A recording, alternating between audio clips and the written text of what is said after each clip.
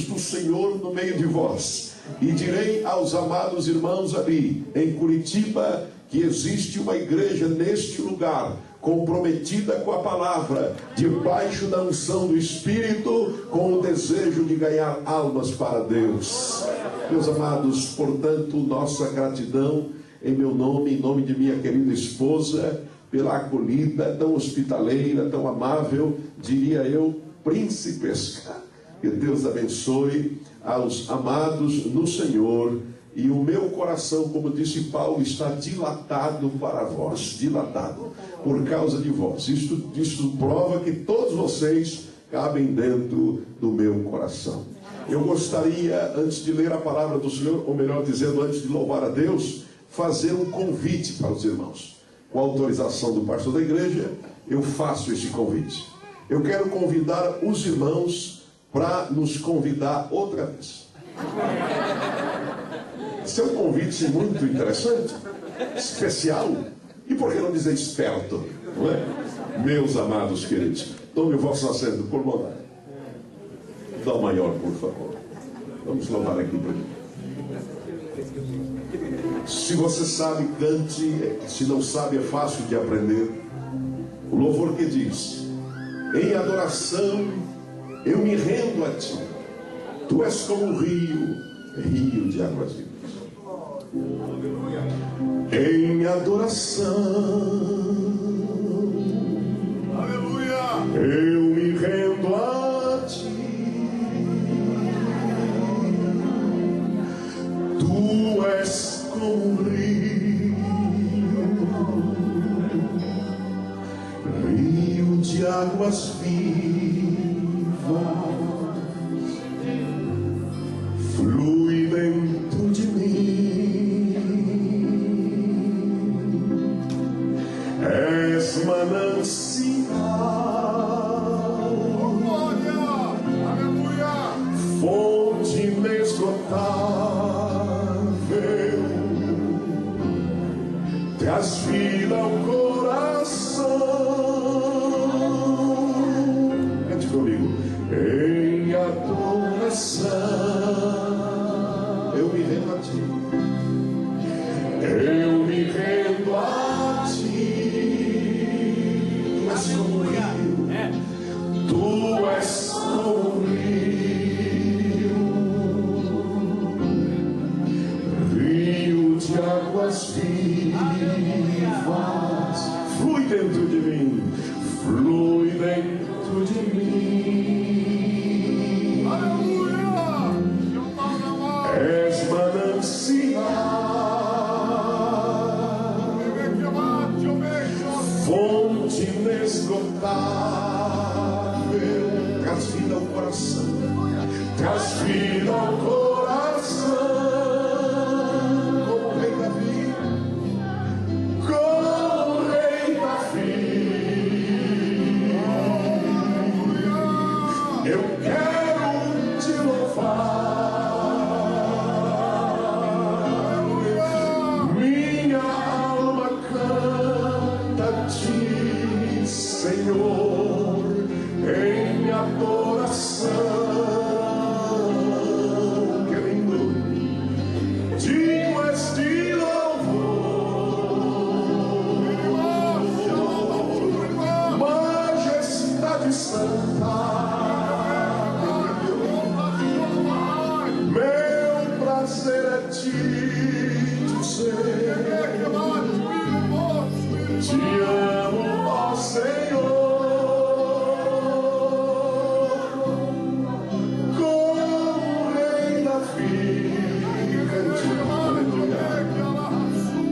Eu quero te louvar, minha alma canta a ti, Senhor, em adoração.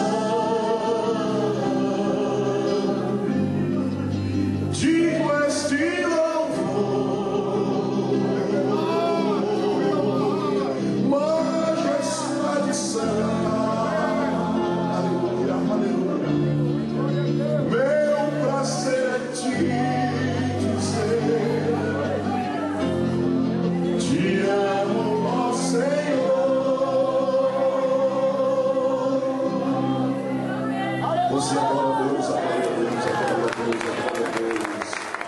Adore a Deus, adore a Deus. Aleluia! Nós adoramos ao Senhor porque passamos pelo Calvário. Oh, eu creio no monte Calvário. Sim, eu creio na palavra da cruz. Tenho graça abundante no sangue de Cristo, me salvou, me remiu, me lavou.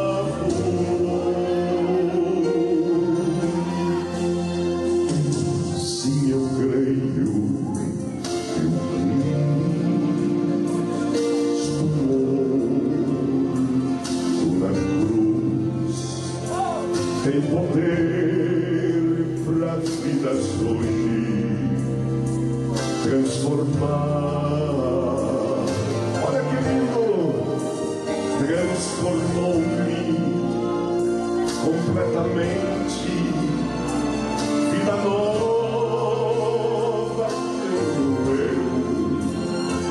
pelo sangue que ele verteu por mim.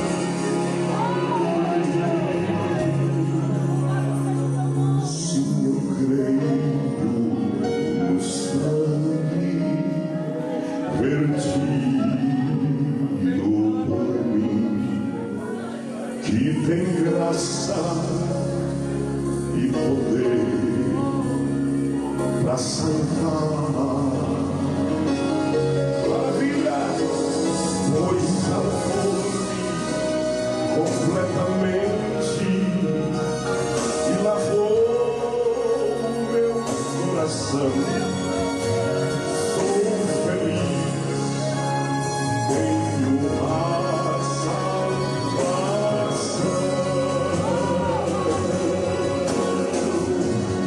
Oh, eu creio no monte Calvário.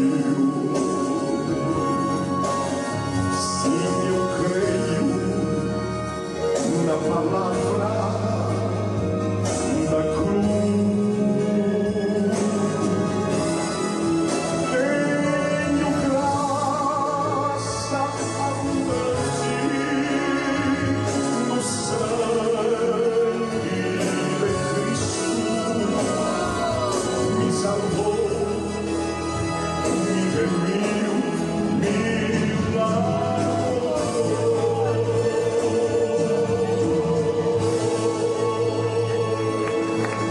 Aleluia!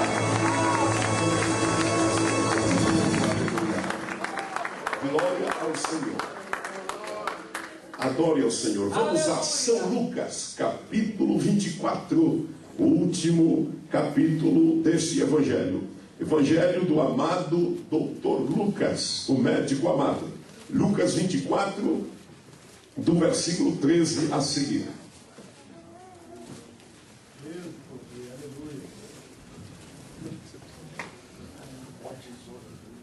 Nesse mesmo dia, a partir do versículo 13, 24 de Lucas. Neste mesmo dia, iam dois deles para uma aldeia chamada Emaús, que distava de Jerusalém 60 estádios.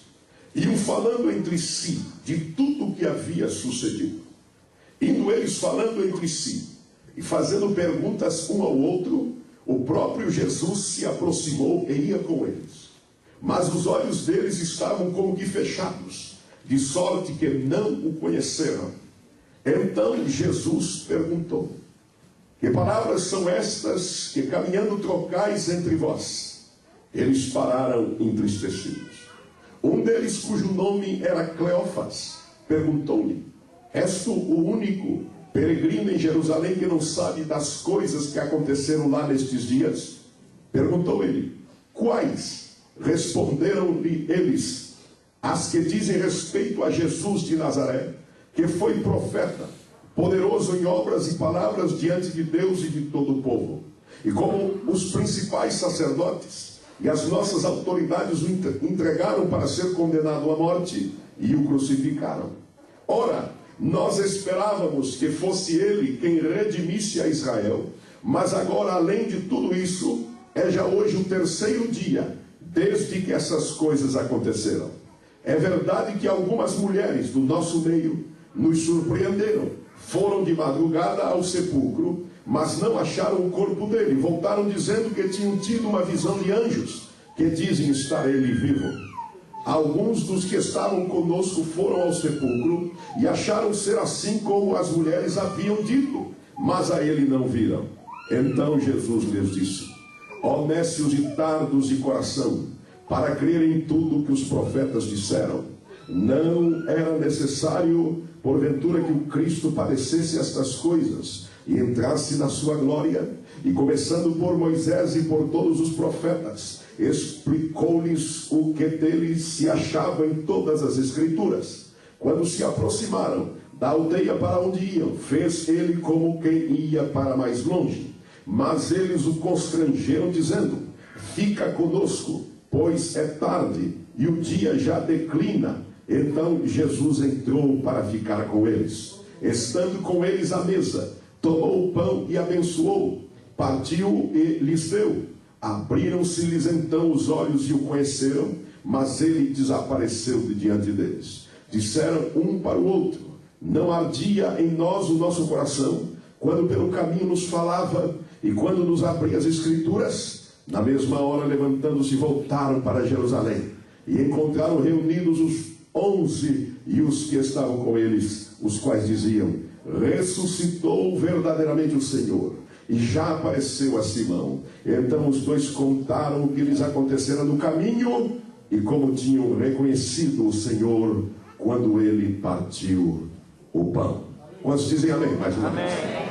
Os irmãos mesmo assentados, oremos. Pai, na tua presença estamos diante de tua palavra inerrante, gloriosa, perfeita, imutável, que perdura para sempre e permanece no céu.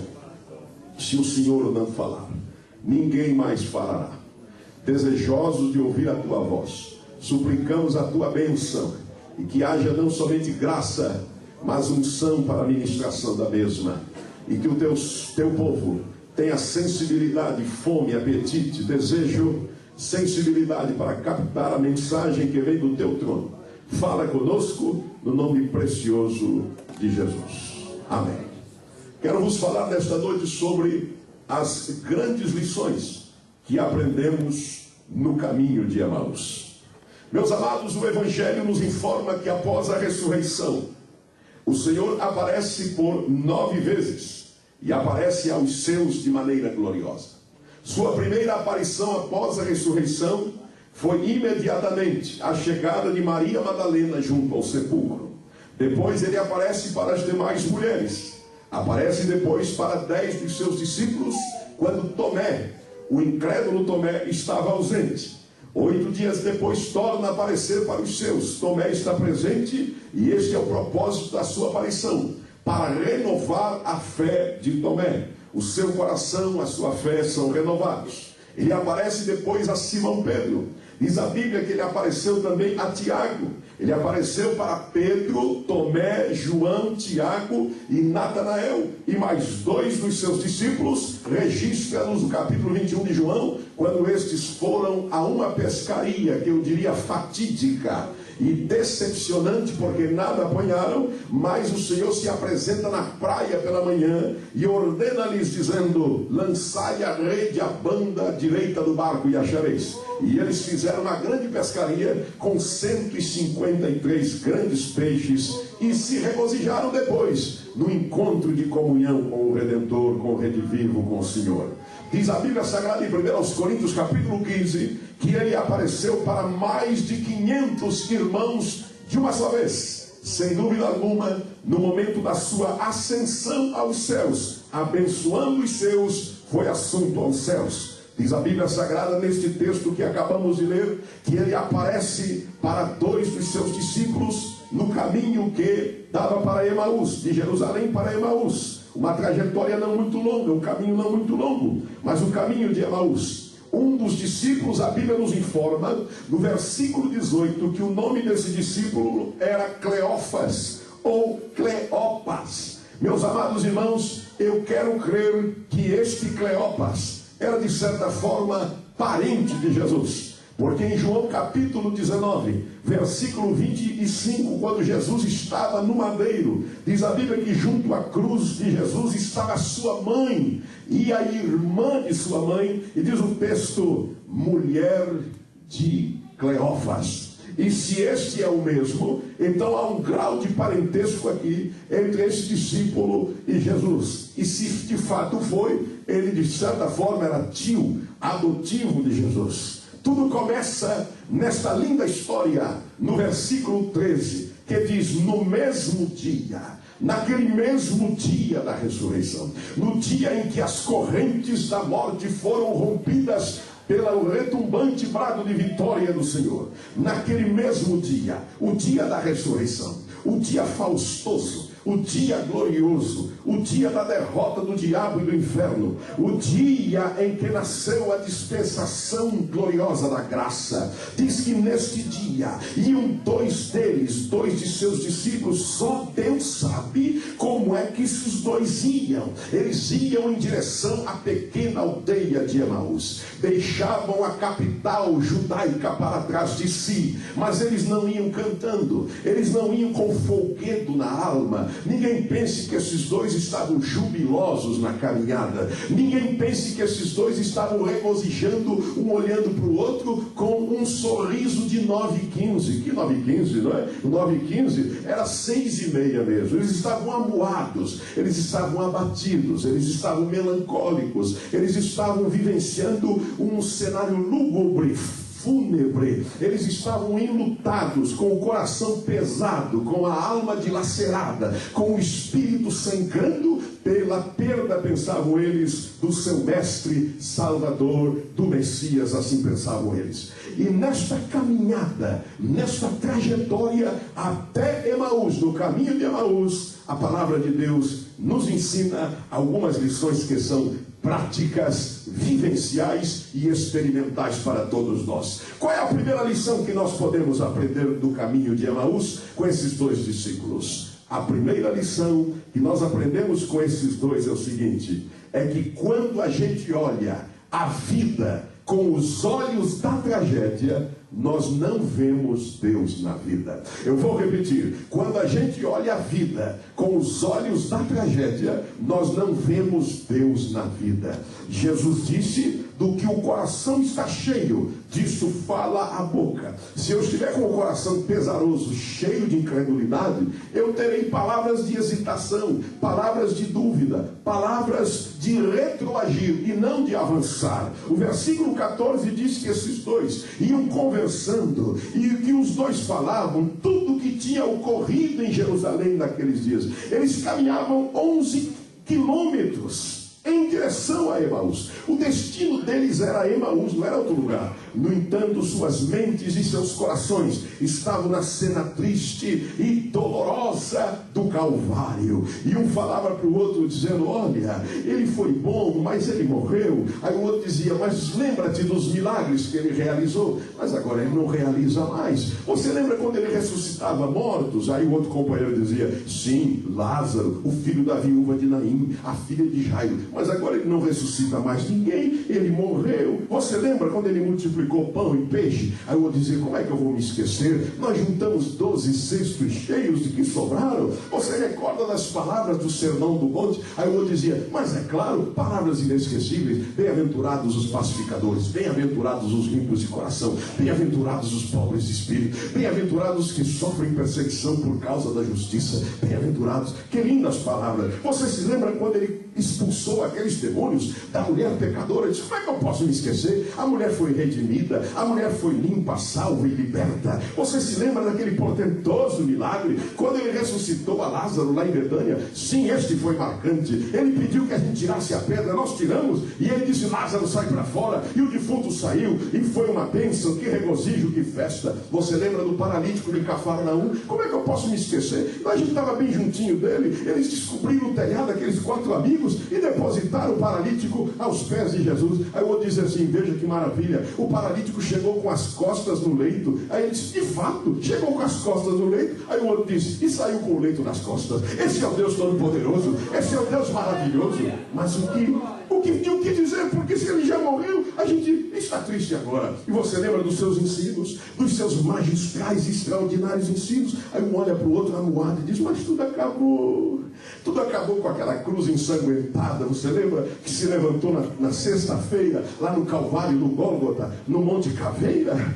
Ali morreram os nossos sonhos, ali morreu a nossa fé, ali morreu a nossa esperança, morreram com ele os nossos projetos e foram sepultados com ele na tumba de José de Arimateia. O que estava ocorrendo com esses dois? É que eles estavam olhando a vida com os olhos da tragédia. E quem vê a vida com os olhos da tragédia não vê Deus na vida. Irmãos, onde estiverem os nossos olhos, aí estará o nosso coração. Onde estiverem os nossos olhos, aí estará toda a nossa vida. Onde estiverem os nossos olhos, aí estará o nosso presente e o nosso futuro. Há um poder extraordinário na visão.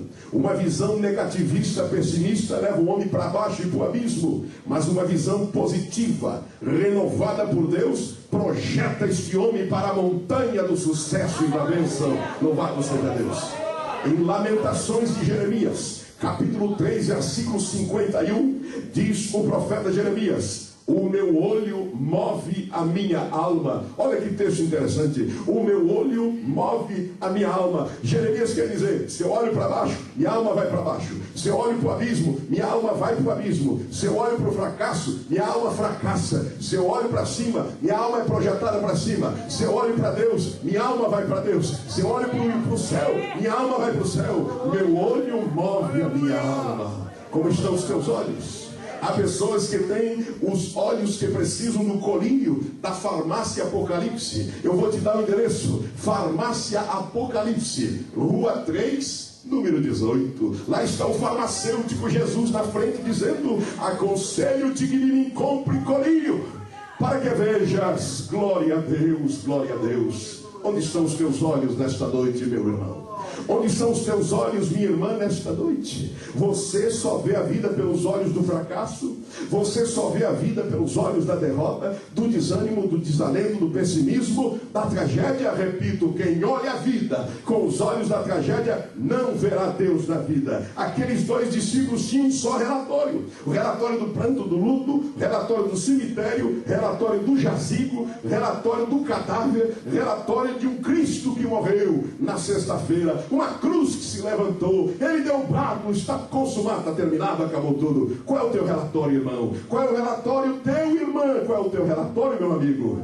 Vez por outra, estamos ouvindo pessoas a dizer das calamidades que assolam. Eu conheci uma irmã que toda vez que ia dar um testemunho, ela falava: a coisa está ruim, meus irmãos. Mas ela não dizia que havia possibilidade. Está ruim. E só falava das desgraças e do que o diabo estava fazendo. O diabo, e ela era nordestina, e ela dizia: o diabo é terrível, terrível, terrível, terrível. Mas o testemunho dela era só assim: meu querido, conte as maravilhas do Senhor. Está difícil, mas tem vitória. Está amargo, mas já vem doçura. Tem beco sem saída, mas tem porta aberta.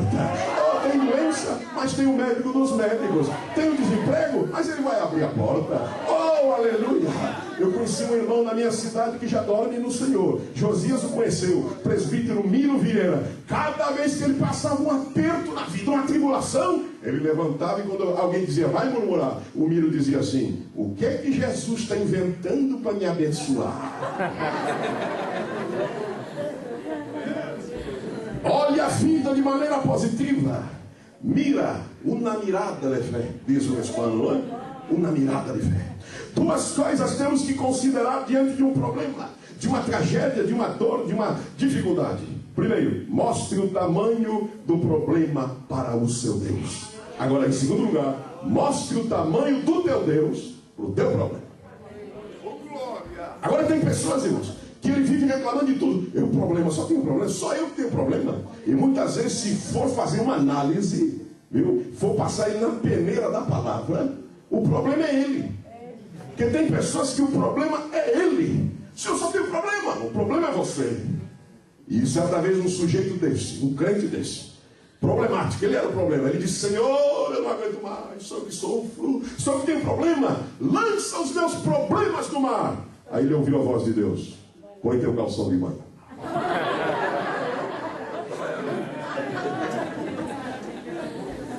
Então nós temos problemas, mas não seja o problema. Deus só abriu o mar vermelho quando Israel ficou quieto. E é interessante como nós ficamos tagarelas diante do problema, da dificuldade, da tragédia. E esses dois tagarelas, matracas, tricas, não é? E estavam conversando, dizendo: mas como pode ter acontecido isso? E começaram a reclamar. E um murmurava para o outro, reclamando, inquirindo, questionando, indagando, falando. Diz a Bíblia que eles conversavam entre si. E a gente não ouve a voz de Deus quando a gente fica tagarela por causa do problema. Só você fala, porque a gente foi ensinado desde o começo da nossa fé a fazer como Samuel: fala, Senhor, porque o teu servo ouve. Mas quando a gente fica tão aflito, atribulado, a gente muda a oração: ouve o Senhor, porque o teu servo ele fala. Não é? Mas, meu querido, atente para o que a palavra do Senhor diz no Salmo 46, o Senhor dizendo: olha, porque Deus nunca vai dizer um xarape, né? Ele é educado, ele é mais suave, e quiet, né? Esse aqui é mais suave. Então ele chega: aquietai-vos e sabei que eu sou Deus. Êxodo capítulo 14, o Senhor diz assim para Israel dentro do Mar Vermelho. Estava todo mundo agitado ali, falando. Disse: o povo não para de falar, eu não posso falar. Eles estão, manda eles ficar quietos, porque aquietai-vos e vede o livramento que o Senhor vos fará. Vos fará. Havia um beato da Igreja Católica que ele chegou e disse o seguinte: senhor vigário, senhor padre, eu tenho um problema muito grande lá em casa, porque nós estamos a ponto já de separação, de divórcio, ninguém se entende lá. Mas o seu padre, o sacerdote, sabia que o problema era ele, o tagarela era ele. Então ele disse: meu filho, eu vou te dar aqui um remédio que é uma maravilha. Foi lá, pegou água e trouxe para ele e disse: esse livro aqui, você leva, é água de São Clemente. E quando a tua mulher começar a brigar com você, você coloca água na boca, só que não pode engolir. A água é sagrada, não pode engolir. A água vai trabalhar, vai ser uma coisa tremenda. Você fica assim, ó. Uma semana depois ele voltou seguindo a receita do sacerdote. Como é que está lá? Disse o sacerdote. Uma paz, uma maravilha. Não é que a água é benta mesmo? Aí o seu vigário foi lá e disse: é o seguinte, a água é da torneira aqui da sacristia. Não é benta não, é só para te dar uma lição. E você tinha que ficar quieto para evitar confusão. Ah, sim, tem água de São Aristiche, né? Aqui, muito bem. Meus amados, é preciso muitas vezes estar quieto e aguardar em silêncio a salvação do Senhor. Repito, quem olha a vida com os olhos da tragédia não vê Deus na vida. Olha para o exemplo de Jó, que sempre olhou na perspectiva de Deus cada problema e cada tragédia. Estando ele um dia descansando, chega o empregado e diz: Jó, calamidade aconteceu. Os bois e as jumentas se perderam. Os sabeus, aquele povo terrível, não é que vieram contra nós, mataram os empregados ao fio da espada, roubaram camelos e jumentas? Só eu escapei para trazer a notícia. Bem esse termina de falar, o outro chega correndo um segundo e disse: Jó, que tragédia! Todas as ovelhas morreram torradas. Caiu fogo do céu, matou todas as ovelhas, só eu escapei para trazer a notícia. Nem bem terminava de falar, chega um terceiro correndo: Jó, calamidade, todos os camelinhos, os camelos todos foram roubados pelos caldeus. Eles se dividiram em 3 bandos e roubaram os camelos, mataram os empregados ao fio da espada. Ninguém escapou, só eu, para trazer a notícia. Nem bem exterminada, veio um correndo e disse: Jó, que calamidade, Jó. Os seus filhos estavam na casa do teu mais velho primogênito, festejando, banqueteando, e soprou um vento além do deserto, e a casa desabou. Não escapou ninguém, só escapou eu. Teus filhos morreram, Jó. Só eu escapei para trazer a notícia. E o diabo ali com os demônios, agora ele blasfema, agora ele murmura, agora ele vai amaldiçoar a Deus. Mas não, ele atirou-se no pó e disse: não, eu saí do ventre da minha mãe e para lá tornarei. O Senhor o deu, era dele, o Senhor o deu, o Senhor o tomou. Bendito seja o nome do Senhor. O diabo tocou em Jó por permissão de Deus, e ele ficou leproso, diz a Bíblia, da planta do pé até a cabeça. A maldição é assim, é da planta do pé para a cabeça. O diabo é atrapalhado, vem tudo que faz. Mas Deus é diferente, a bênção é diferente, é da cabeça para o pé. Diz a Bíblia que o véu do templo não rasgou de baixo para cima, rasgou de alto a baixo, porque toda boa dádiva e todo dom perfeito vem do alto, não traz as coisas. Entre não há mudança, nem sombra de variação. Aleluia! E quando ele fica leproso, ele está esquelético, ele está mal cheiroso, ele está raquítico, ele está anêmico. Agora não tem dinheiro, não tem fazenda, não tem camelo, não tem jumenta, não tem ovelha, não tem filho, não tem saúde, não tem propriedade, não tem. A mulher ficou, o diabo não matou a mulher, porque contava com ela num projeto para perturbar a Jó. E lá vem a mulher: amaldiçoa esse teu Deus e morre, vai para o cemitério da saudade. Tu é crente ainda? Larga essa tua fé. E ele disse para a mulher: como uma louca assim falas tu. Esperaria eu do Senhor somente o bem e não o mal. E diz a Bíblia: nem assim Jó pecou com a sua língua contra Deus. E quando os amigos de Jó vieram do Oriente, ele faz Bildade e Zofar, e disseram: Jó, você está em pecado, Jó. Tipo esses crentes que o irmão não pode ficar doente. O irmão não pode ficar doente, está em pecado, tem pecado aí, confessa. Não, mas Jó não estava em pecado, era aprovação mesmo da parte do Senhor. E ele faz Bildade e Zofar, vieram e olharam para o estado calamitoso de Jó e ficaram 7 dias sem dizer uma só palavra, até era o estado de Jó terrível. Aí um olhava para o outro e disse: ah, mas que situação terrível. E feito aquele irmão que foi visitar o irmão, e quando foi visitá-lo, em vez de animá-lo, assim fizeram os amigos de Jó. O irmão estava doente, e lá vai o visitador. Chegou lá e disse: Senhor, levanta o teu servo, que não vai levantar mesmo. Cura teu servo, está aqui orando. Ele não escapa. Senhor, se ele morrer, que vai mesmo. Não, os amigos de Jó eram desse tipo, mas Jó ficou firme. Jó ainda ora por eles lá no capítulo 42. E leproso, abandonado, desprezado, doente, sem dinheiro, sem família, ele levanta a sua voz e diz: eu sei que o meu Redentor vive, e que por fim levantar-se-á sobre a terra. Jó diz no capítulo 3, verso 15, um dos textos mais lindos da Bíblia. Jó falou: ainda que ele me mate, nele eu esperarei.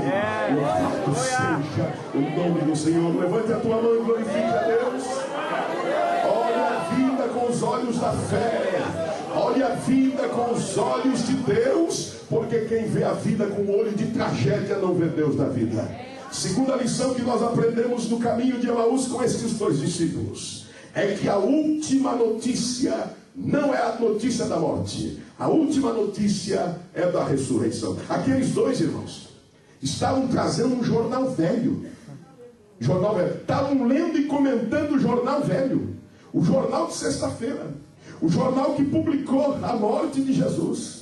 Jornal velho. Tem gente, irmão, vivendo assim na existência, vivendo baseado em notícia velha, pensando que esta é a última notícia. A notícia de uma cruz que se ergueu, a notícia de marteladas que foram dadas com pregos e ele foi transpassado, a notícia que ele foi pendurado no madeiro, a notícia de que ele morreu e não há mais esperança, e que tudo se acabou numa sepultura fria, selada com uma história triste. Agora pergunta o Espírito Santo: qual é a tua última notícia, meu irmão? É a da morte? Que a última notícia dos anjos? A última notícia é essa. Essa é fresquinha. Ele morreu. Bom varão, profeta, poderoso em obra, mas morreu. Nós esperamos Amos queria remir Israel, mas ó, não deu em nada. Planos frustrados. Qual é a tua última notícia? Ah, pastor, a minha última notícia é da morte. A minha última notícia, pastor, é de um problema que eu não consigo resolver. A minha última notícia é uma grande decepção que eu sofri, uma grande perda. A minha última notícia é uma frustração. Eu planejei, eu lutei, eu juntei dinheiro, eu fiz tudo direitinho, eu sonhei, eu trabalhei, mas deu tudo errado. Essa é a minha última notícia. A minha última notícia é que os meus projetos se frustraram. A minha última notícia é que meu casamento acabou. A minha última notícia é que tudo caiu por terra. Qual é a tua última notícia? Eu quero te dizer que esta não é a última notícia. Aleluia, aleluia, glória. Deus é Deus, Deus para sempre será Deus. Qual é a última notícia? E se a gente pergunta, Agar, você está nesse deserto, vai morrer de sede com esse menino, o Ismael, essa é a última notícia? Não, a última notícia não é de morrer de sede no deserto. A última notícia é que Deus enviou um anjo e abriu os meus olhos e eu vi um poço, e eu matei a sede do menino e eu não morri e nem o menino. Qual é a tua última notícia? Viúva de Zarefate. Olha, eu pensava que a última notícia é que eu ia morrer de fome com meu filhinho, mas a última notícia Elias acaba de me trazer: a farinha da panela não se acabará, nem o azeite da botija faltará. Qual é a tua última notícia? Jairo, principal da sinagoga. A última notícia eu pensava era aquela que recebi, que a minha menina querida, filhinha, tinha acabado de falecer. Eu pensava, não, Jesus chegou, é a última notícia. Talita cumi, levanta-te, menina. E a menina ressuscitou. Mulher hemorrágica. Qual é a tua última notícia? É que eu estou me acabando com essa hemorragia. A minha última notícia é que eu gastei 12 anos tudo que tinha para ser curada. Mulher, esta não é a última notícia. O Salvador está passando em caravana. Essa é a última notícia. É que você vai tocar na orla dos estilos dele e vai receber virtude e poder e vai ser curada deste teu mal. Essa é a última notícia. Abacuque, qual é a tua última notícia? Abacuque, vai morrer de fome? Não, essa não é a última notícia. A última notícia é essa, mas não tem fruto na vide. Não, os caldeus invadiram Israel e está todo mundo passando fome. Até o rei Joaquim está numa situação difícil, não consegue resolver o problema do povo, está todo mundo morrendo de fome. Essa não é a última notícia. Qual é a última notícia, Abacuque? A última notícia é que ainda que a figueira não floresça, ainda que não haja fruto na vide, ainda que o produto da oliveira minta, ainda que nos currais não haja vacas, ainda que as ovelhas da malhada sejam arrebatadas, roubadas, ainda que os campos não produzam mantimento, todavia eu me alegrarei no Senhor e eu ficarei no teu juízo. Qual é a tua última notícia? Qual é a tua última notícia, Jó? A minha última notícia é que o meu Redentor vive e por fim levantar-se-á sobre a terra. Davi, qual é a tua última notícia? É que o Senhor é o meu pastor e nada me faltará. Qual é a tua última notícia, Estevão? Eis que vejo o céu aberto e o Filho do Homem em pé à direita de Deus Pai. Qual é a tua última notícia, Paulo? É de fraqueza? É de fracasso? Nada disso. Estou chegando no fim dessa existência, mas eu combati o bom combate, eu acabei a carreira e eu guardei a fé. Qual é a tua última notícia, João? Oh, é que o Senhor está vindo. E eu estou dizendo, ora vem, Senhor Jesus. E assim é fechada a Bíblia com a última notícia. Levante a tua mão e adore a Deus. Aleluia. Igreja do Senhor, qual é a última notícia? Qual é a última notícia? E a igreja diz, ele vive, ele vive, ele vive. Essa última notícia, louvado seja o nome do Senhor. Enquanto Deus for Deus e sempre o será, nem o diabo, nem o mundo, nem o inferno dará a última notícia. E ele sempre será Deus. E ele dá a última notícia sempre. A última palavra é dele. E ele está dizendo, a última notícia, meu filho, é de vitória, não é de derrota. É de paz, não é de guerra. É de saúde, não é de doença. É de prosperidade, não é de carestia. Não, Deus decretou, desejoso, e já está te abençoando. Ele já está abrindo porta, ele já está te dando escape, e você vai sair daqui dizendo, não morrerei, mas viverei, mas contarei as obras do Senhor. Levante a tua mão e adore ao Senhor, adore ao Senhor.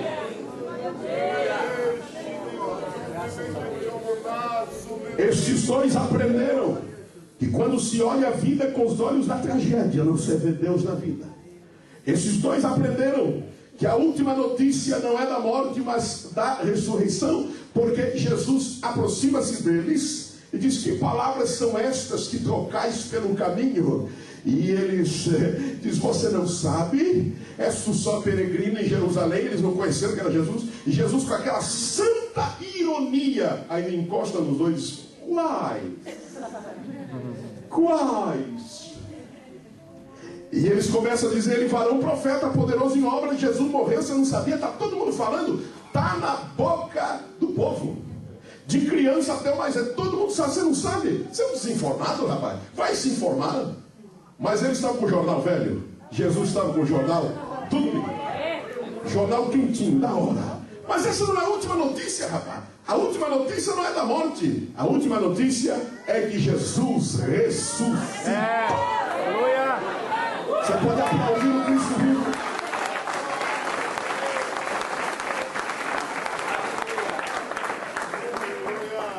A terceira lição que aprendemos com esses dois discípulos no caminho de Emaús é que o caminho é cumprido, irmãos, e a viagem é penosa e cansativa, vírgula, até Jesus chegar.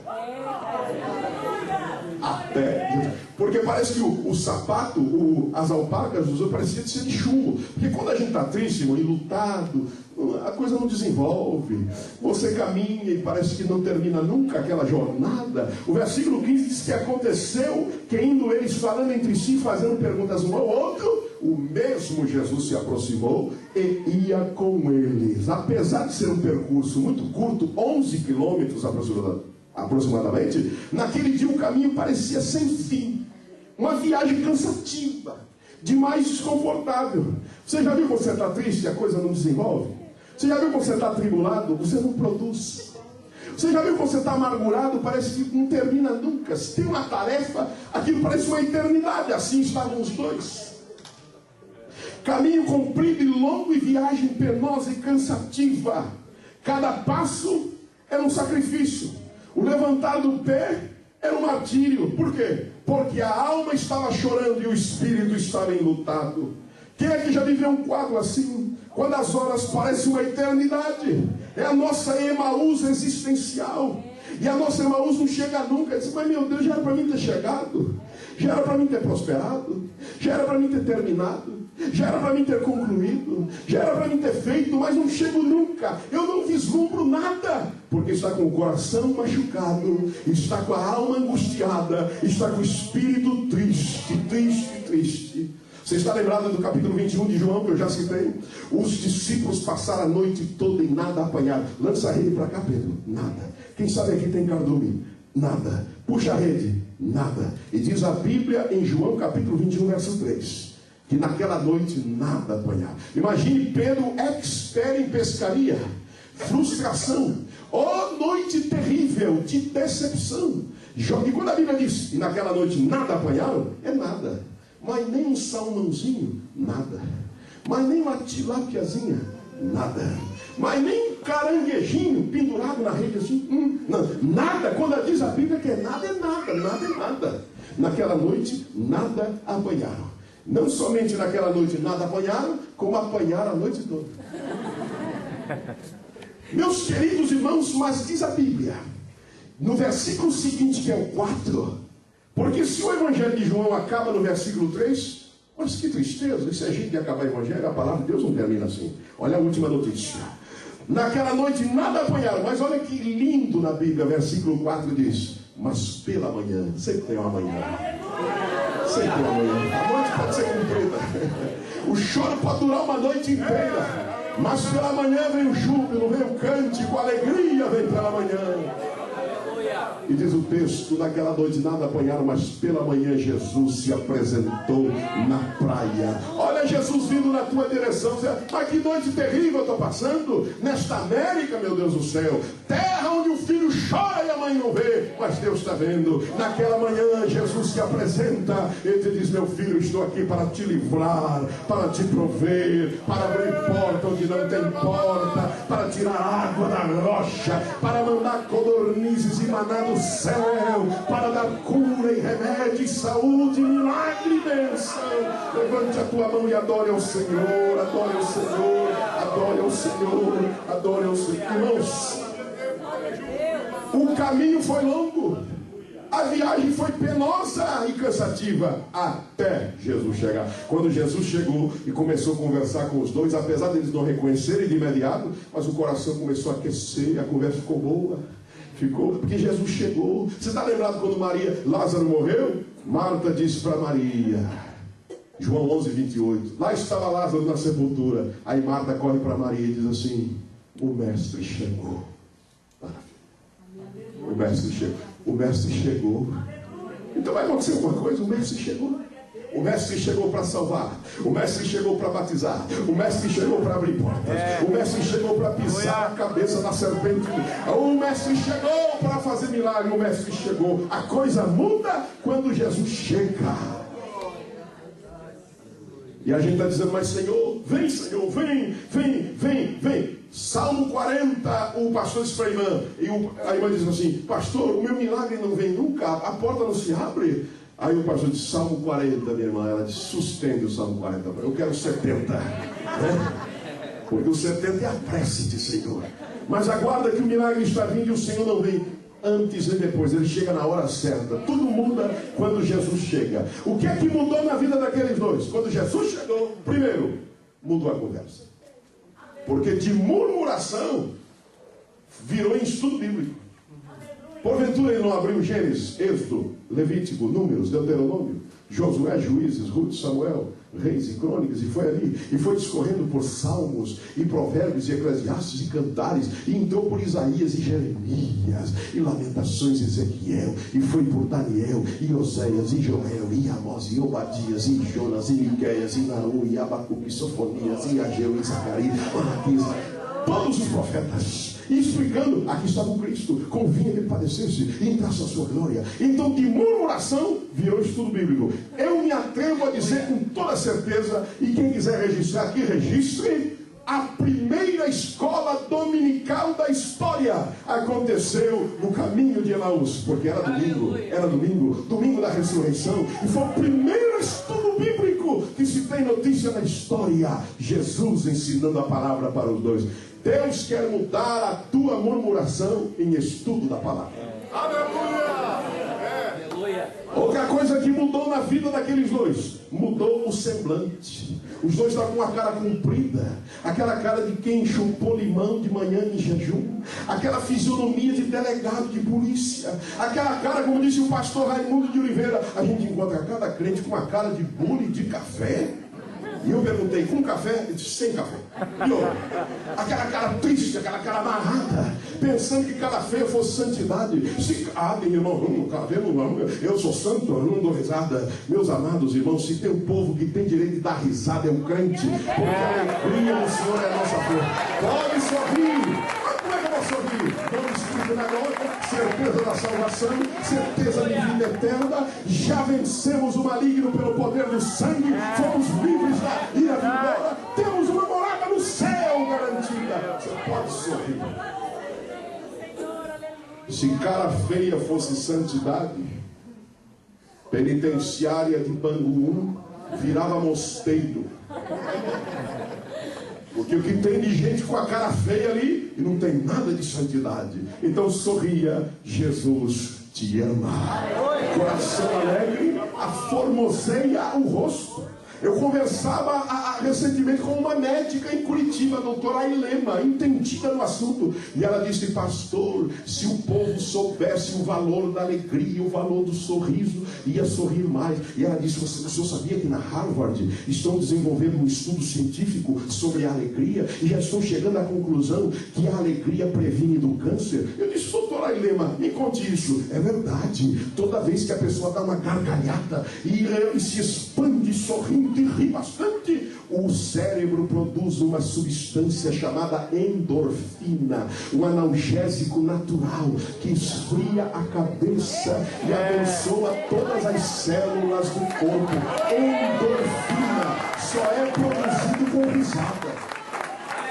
E eles estão estudando que a pessoa triste e melancólica é mais propensa a sofrer de câncer, porque a alegria, ela contagia até as células, e o câncer é exatamente a morte das células e do tecido. Agora encha as tuas células de júbilo, encha as tuas células de alegria. É por isso que a Bíblia diz em Provérbios: o coração alegre serve de bom remédio. Salomão já sabia disso 1000 anos antes de Cristo, e a Harvard está descobrindo agora. Mas a Bíblia diz: a alegria do Senhor é a nossa força. Louvado seja.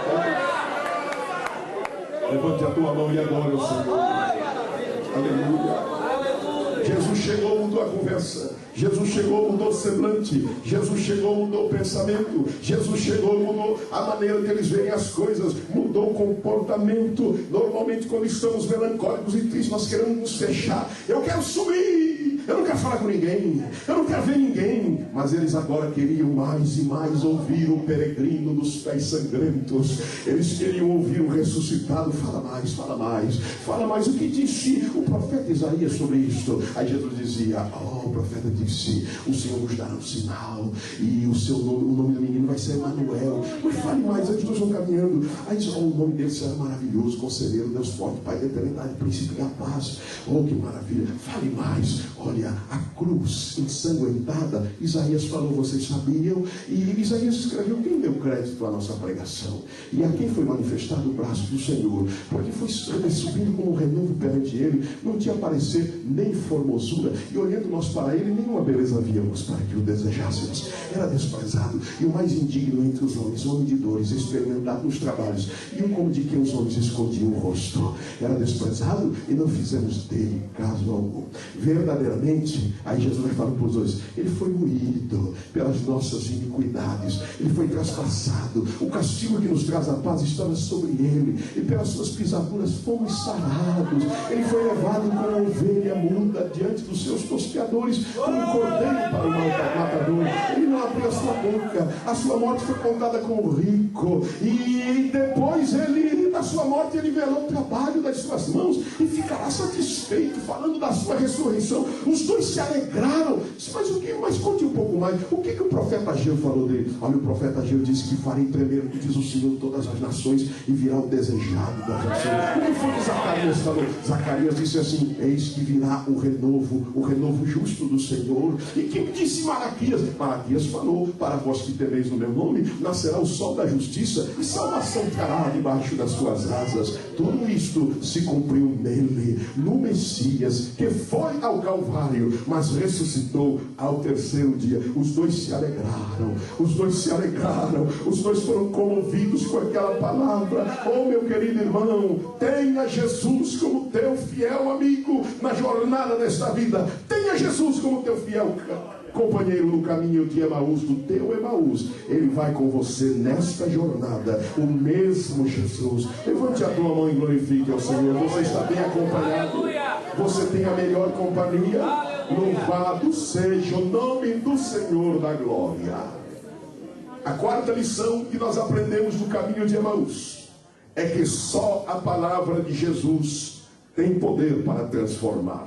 Só a palavra de Jesus tem poder para avivar o coração gelado. Os dois estavam com o coração frio e amargurado, mas a palavra foi proclamada pelo peregrino, e a palavra penetrou naquelas mentes turbadas. A palavra trouxe luz ao entendimento deles. A palavra alegrou o coração daqueles dois discípulos, porque diz o Salmo 119, versículo 111: a tua palavra tenho eu tomado por herança para sempre, porque a tua palavra é a alegria do meu coração. O Salmo 119, versículo 162, o salmista diz: eu me alegro com a tua palavra, como aquele que acha um grande despojo. Jeremias diz em Jeremias 15, 16: achando-se as tuas palavras, logo as comi, e a tua palavra foi para mim gozo e alegria no meu coração. Porque os dois, quando estavam lá na casa em Emaús, depois que Jesus desaparece, um olha para o outro certamente chorando e disse: Cleófas, isso o quê?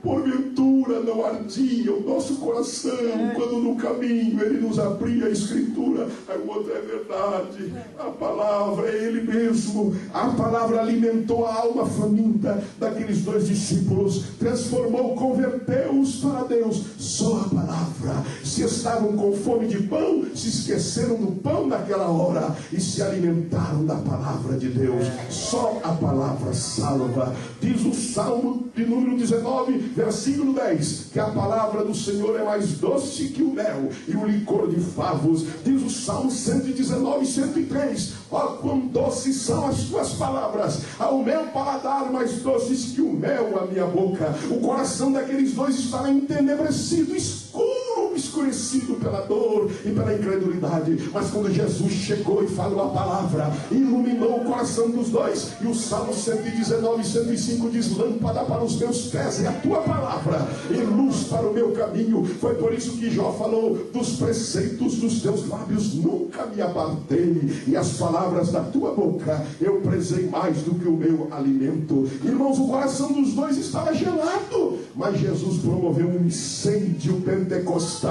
dentro do coração dos dois, porque para arder tem que ser fogo. E os dois disseram: porventura não ardia o nosso coração quando no caminho nos abria a Escritura. Jesus foi falando e o fogo começou, e os dois foram aquecidos, e o fogo foi aumentando, fogo, brasa. Oh, por isso o Salmo 39, verso 3 diz: enquanto eu meditava na tua palavra, se acendeu um fogo no meu coração. Levante a tua mão e glorifique ao Senhor.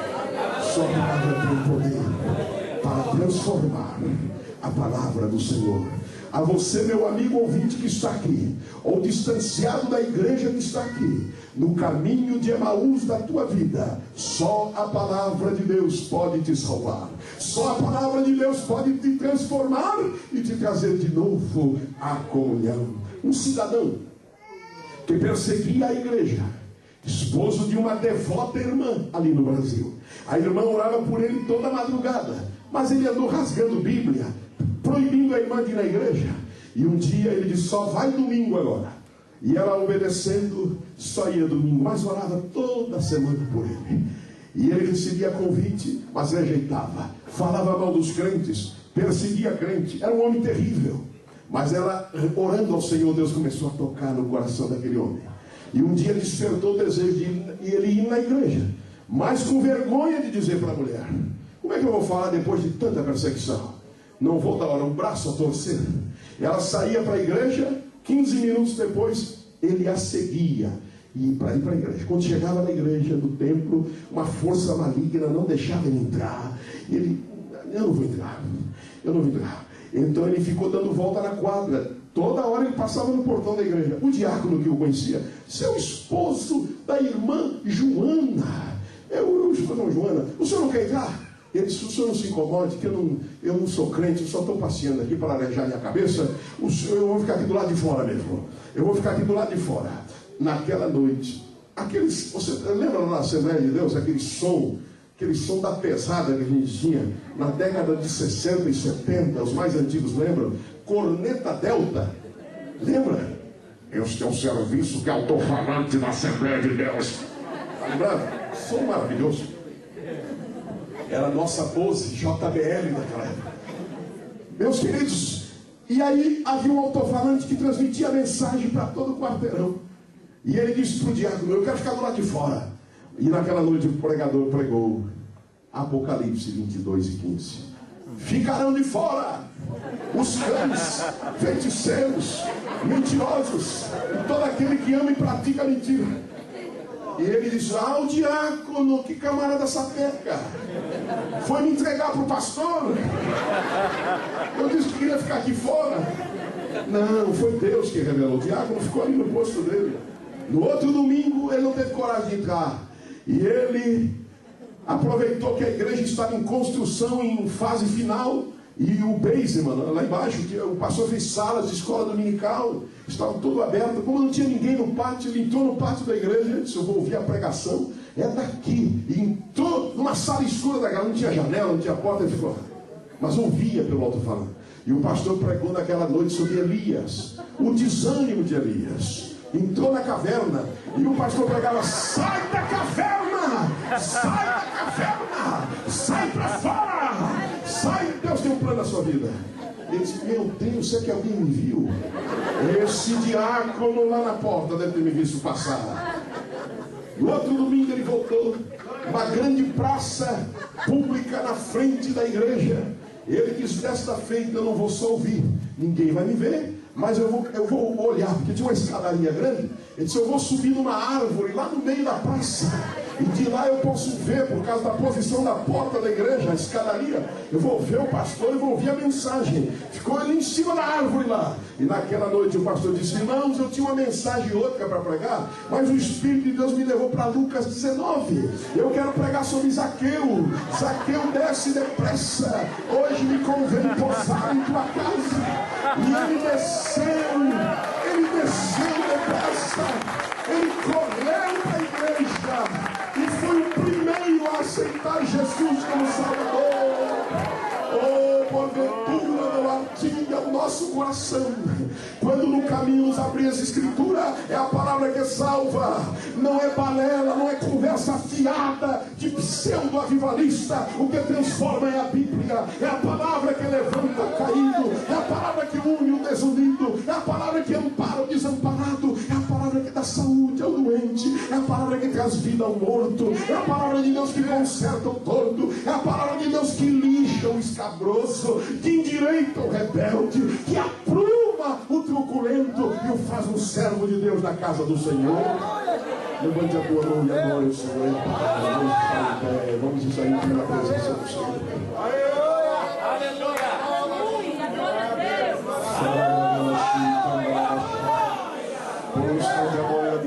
Glória a Deus, glória a Deus. Divino companheiro no caminho, sua presença sinto logo ao transitar, pois tu dissipaste toda sombra, já tenho luz, a luz bendita do amor. E os dois disseram: aleluia. Fica, Senhor, já se faz tarde, meu coração para pousar. Faz em mim morada permanente. Fica, Senhor, meu Salvador. Sai do teu lugar e venha dizendo: Deus falou comigo. Deus falou comigo. Eu quero olhar a vida com os olhos de Deus, da fé, não da tragédia. Eu quero Jesus no meu caminho. A viagem é penosa, comprida, caminho longo até Jesus chegar. Ele já chegou. O Senhor chegou, o Senhor chegou, o Senhor chegou, o Senhor chegou. A última notícia não é a tua derrota. A última notícia não é o que o médico falou. A última notícia não é que você está desenganado do médico. Não. A última notícia é que Deus vai entrar com providência. A última notícia não é o não da imigração. Essa última notícia. Não. Está vindo um grande sim aí, porque Deus está mexendo. Aleluia, Deus está atuando. Glória ao nome do Senhor.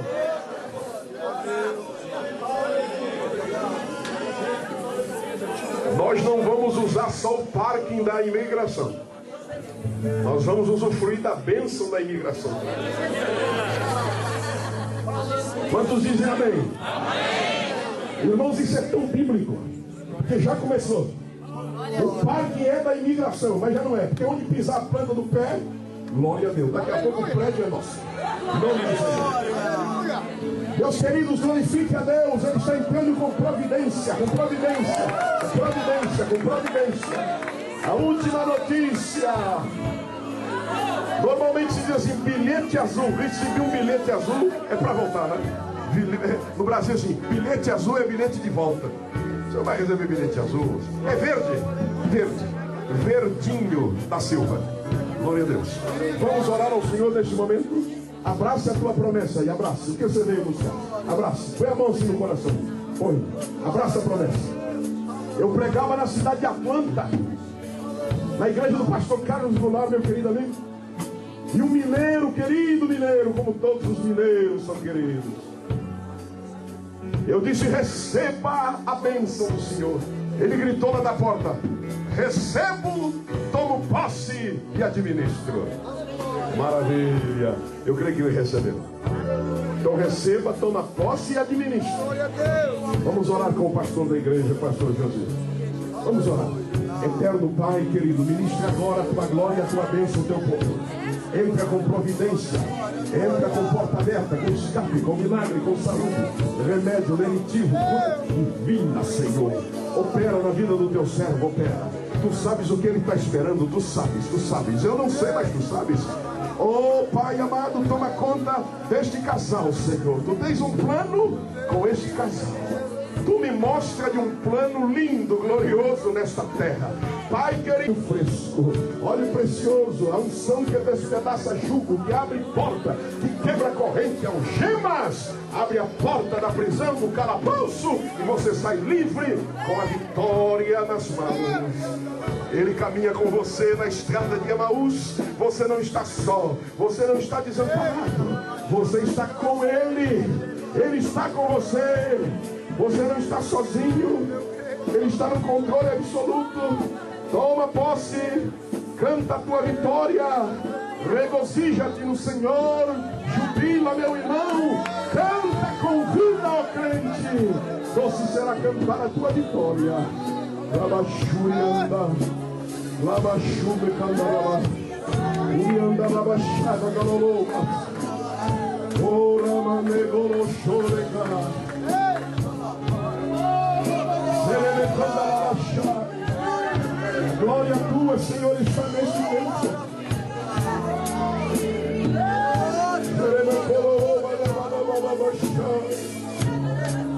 Dá nos hinos espirituais, a nossa alma canta e cessa.